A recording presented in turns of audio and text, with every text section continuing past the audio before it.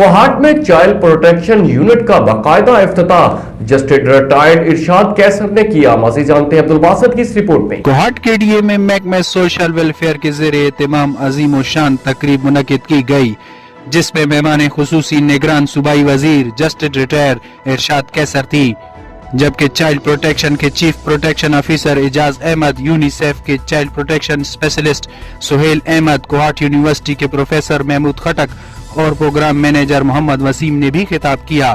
اس موقع پر مہمان خصوصی نے بتایا کہ صوبائی حکومت اپنی قومی و بین الاقوامی ذمہ داریاں پوری کرتے ہوئے بچوں اور ان کی نگرانی کرنے والے افراد کی حفاظت کے لیے پرعزم ہے اور اس اہم مقصد کے لیے تمام تر وسائل بروئے کار لائے جا رہے ہیں. چائلڈ پروٹیکشن یونٹ کی اس تقریب کا اہتمام child protection and welfare commission Khyber Pakhtunkhwa اور اقوام متحدہ کے ادارے یونیسیف کے تعاون سے کیا گیا تھا. عبدالباسط، راز نیوز، کوہاٹ.